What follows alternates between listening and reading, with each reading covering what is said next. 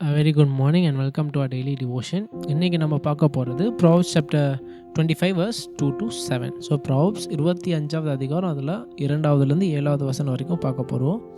So இதில் வந்து சாலமன் ஜென்ரலாக எதை பற்றி சொல்கிறாருன்னா, இட் டாக்ஸ் அபவுட் ஆண்டவருடைய ஞானத்தை பற்றி சொல்கிறார். அது எப்படி சொல்கிறாருன்னா, ஆண்டவருடைய ஞானத்தையும் நம்மளோட மனிதனோட பெருமையும் ஒரு கம்பேரிசன் சொல்கிறார். ஸோ எதை பற்றி சொல்ல வர்றார் சாலமன்னா, அவர் வந்து நம்ம என்ன பண்ணுவோம், நம்ம பெருமைக்காக சில செயல்கள் செய்வோம்.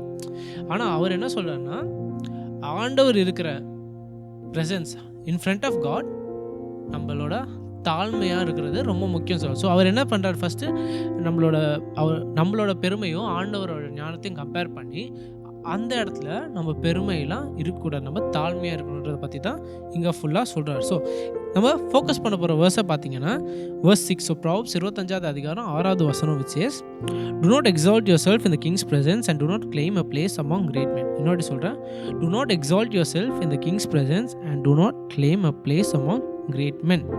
ஸோ இதில் நம்ம டேக்அவே என்னென்னா, வெரி சிம்பிளாக தாழ்மை, அந்த தாழ்ந்த nature, the nature of being humble, the nature of being humble, அந்த ஹியூமிலிட்டியாக இருக்கிறது ரொம்ப ரொம்ப முக்கியம். அது என்ன சொல்கிற சாலமன், அந்த தாழ்மையோடு இருக்கிற ஒரு இதயம், ப்ரொடெக்ட் பண்ணப்பட்ட இதயம், ஆனால் அந்த பெருமை நிறைந்த இதயம் என்ன சொல்கிறார் Solomon, is affected and easily புரோக்கன்னு சொல்கிறார். அதாவது தாழ்மை உள்ள இதயம் வந்து பாதுகாக்கப்பட்டது, ஆனால் பெருமை உள்ள இதயத்தை வந்து சுலபமாக அழிக்கலான்னு சொல்கிறார் சாலமன். ஸோ இதை புரிஞ்சிக்க ஒரு பெஸ்ட் எக்ஸாம்பிள் என்னென்னா, நம்ம இந்த வாரம் முன்னாடி பார்த்த மாதிரி ஒரு மரம் எடுத்துக்கோங்க.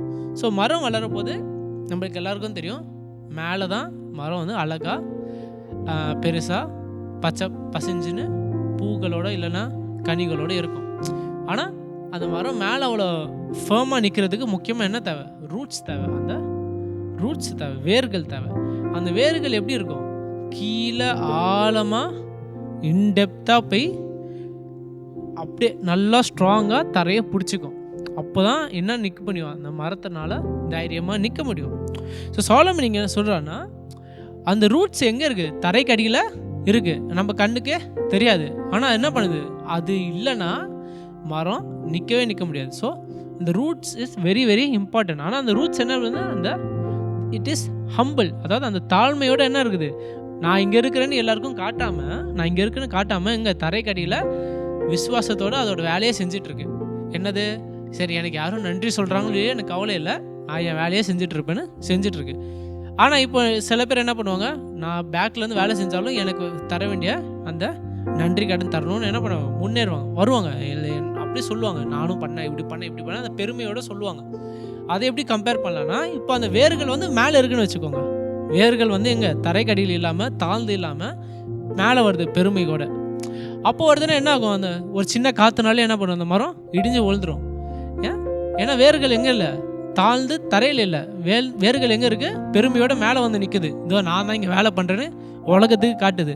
அந்த மாதிரி காட்டும் போது என்ன ஆகும், அந்த மரம் வீக் ஆகிடும். அந்த மரம் வீக்கானா அவ்வளோ கனிகள் இருந்தும் என்னது, ஒரு பிரோஜனமும் இல்லை. அவ்வளோ பூக்கள் இருந்தும், அவ்வளோ இலைகள் இருந்தும், அவ்வளோ பெருசாக வளர்ந்தும், வேர்கள் தரையில் இல்லாமல் எங்கே வெளியில் வந்து அந்த பெருமையோடு இருந்தால் ஆல் டவுன் த ட்ரெயின், எல்லாம் எங்கே போய் கடைசியில் சாஞ்சு தான் ஆகணும். அதே மாதிரி நம்ம வாழ்க்கையிலையும் நம்ம எவ்வளோ ஆவிக்குரிய வாழ்க்கையில் வளர்கிறோமோ, எவ்வளோ கனிகள் கொடுக்குறோமோ, அது என்ன எண்ணத்தோடு கொடுக்கணும், ஃபார் காட்ஸ் க்ளோரி, ஆண்டவருடைய பிரசன்னத்துக்கு, ஆண்டவருக்காகவே செய்கிறோமே தவிர நம்ம சொந்த பெருமைக்காக செய்கிறது இல்லை. எதுக்காக இல்லை, நம்ம ஃபார் அ பர்சனல் கெயின், நம்ம நல்ல பேர் வாங்குறதுக்காக செய்கிறது இல்லை. நம்ம எதுக்காக செய்கிறோம், ஆண்டவருக்காக தான் செய்கிறோன்ற எண்ணத்தோடு இருந்தால் நம்ம எப்படி இருப்போம், எப்போவுமே அந்த தாழ்மை உள்ள எண்ணத்தோடு இருக்கிறது நேச்சுரல். ஆனால் நான் இது செஞ்சுட்டேன், எனக்கு அதுக்காக சொல்லணும், இப்போ சர்ச்சில் நான் இந்த உதவி செய்தேன், நீங்கள் ஏன் பாஸ்டர் சொல்ல, எனக்கு மனசு வருத்தமாக இருக்குது, அந்த மாதிரிலாம் சில பேர் இருக்கலாம், எனக்கு தெரியல. But some people may feel that like that, or may they may even talk like that. they may talk to their friends, நான் இவ்வளோ பண்ண ஒன்றுமே சொல்ல, ஆனால் தப்பு பண்ண மட்டும் திட்டுறாங்க. some people may be like that, it's natural, as human will be like that. But நம்ம என்ன ஞாபகம் வச்சுக்கணும், நம்ம எல்லாமே செய்கிறது ஆண்டவருக்காக தான் செய்கிறோம்.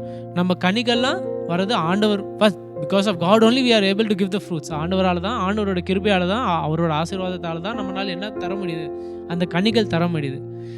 அண்ட் அதை தெரிஞ்சுக்கிட்டு நம்ம என்ன பண்ணுவோம், ஃபீல் பண்ணுவோம், ஐயோ நான் கொடுத்த கனிகளுக்கு எனக்கு நன்றி வரலையேன்னு ஃபீல் பண்ணுற கூட. ஸோ சாலமன் அதை தான் சொல்கிறார். என்ன சொல்கிறாரு, நம்ம ஆண்டவருக்காக செய்கிறதுன்ற ஞாபகம் வச்சுக்கிட்டு in this time God will reward us. அதுவும் ஞாபகம் வச்சுக்கணும். ஆண்டவர் என்ன பண்ணுவார், அதை மறக்க மாட்டார். யாரும் பார்க்குறாங்களோ இல்லையோ ஆண்டவர் எல்லாத்தையும் பார்க்குறாரு. And it is important for us to remember that in this time God will reward us. ஆண்டவர் அவர் குறிப்பிட்ட நேரத்தில் நம்மளுக்கு என்ன பண்ணுவார், அதுக்கான பலனை கொடுப்பார்.